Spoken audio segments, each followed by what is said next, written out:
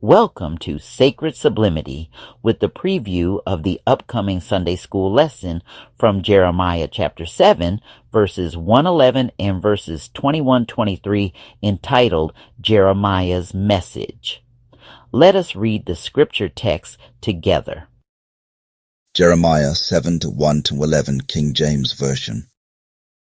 The word that came to Jeremiah from the Lord, saying, Seku, stand in the gate of the Lord's house, and proclaim there this word, and say, Hear the word of the Lord, all ye of Judah, that enter in at these gates to worship the Lord.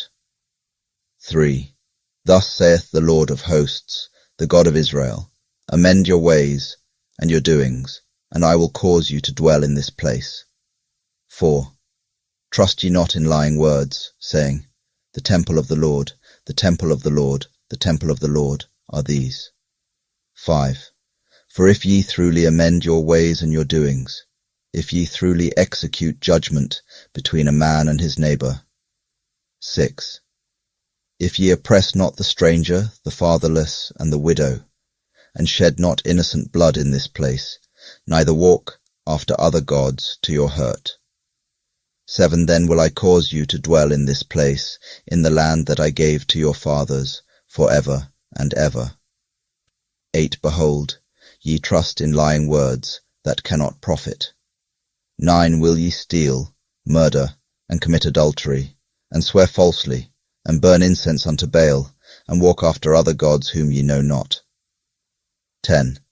And come and stand before me in this house, which is called by my name, and say, We are delivered to do all these abominations.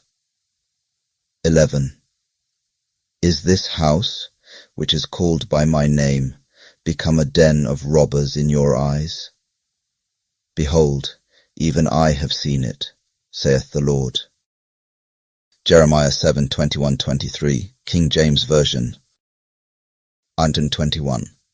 Thus saith the Lord of hosts, the God of Israel, Put your burnt offerings unto your sacrifices, and eat flesh. 22. For I spake not unto your fathers, nor commanded them in the day that I brought them out of the land of Egypt, concerning burnt offerings or sacrifices. 23. But this thing commanded I them, saying, Obey my voice, and I will be your God, and ye shall be my people. And walk ye in all the ways that I have commanded you, that it may be well unto you. May God add his blessings to the readers and hearers of his word. Message introduced. Jeremiah was a prophet with a heavy heart, and a message that would shake the very foundations of the Jews' world.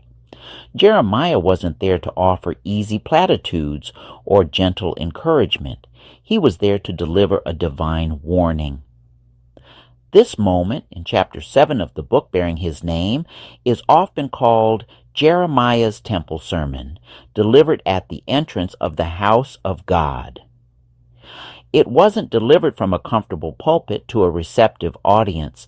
It was a public confrontation, a divine interruption in the midst of their religious routine. God had something urgent to say. He chose the busiest entrance to his own house to say it. The people were confident, secure in their traditions, secure in the majestic structure that stood before them. Change needed. The word from the Lord was direct and could not be ignored. God instructed Jeremiah, Stand at the gate of the Lord's house, and there proclaim this message. This message was not a subtle hint or a quiet whisper. It was a public proclamation at the point of entry, a divine roadblock for everyone heading in to worship. Imagine the people's surprise.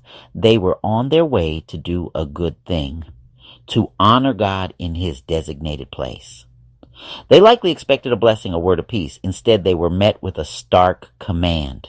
Hear the word of the Lord, all you people of Judah who come through these gates to worship the Lord. The message was for the common man, for the devout woman, for the young, for the old. It was for anyone who thought showing up to the temple was enough. Jeremiah's presence was a divine pattern interrupt. It forced the people to stop and consider the act they were about to perform. Worship in spirit and in truth, or just going through rituals of motions, routines, can strengthen us, or they can substitute for a vibrant, living faith. The people of Judah were comfortable. They had the temple, the sacrifices, the festivals. They had the external trappings of religion. But God, through Jeremiah, would say none of that matters if hearts are far from Him. Outcomes desired. After capturing their attention, Jeremiah delivered the core of God's plea.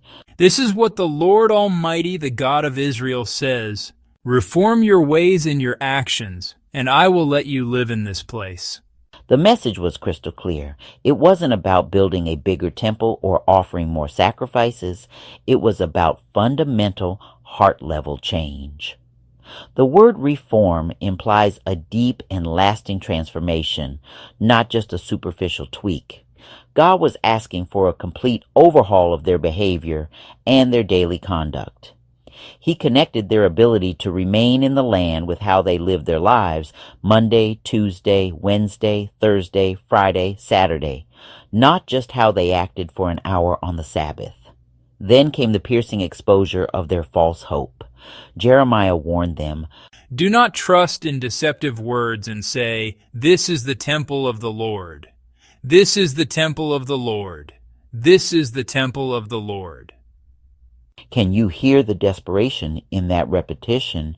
It was a mantra they chanted, a good luck charm they clutched. The people believed the physical building guaranteed their safety. As long as God's house stood in their midst, they thought no harm could come, regardless of their actions. It was a dangerous, deceptive lie. They had turned a symbol of God's presence into an idol that they believed could manipulate God's protection.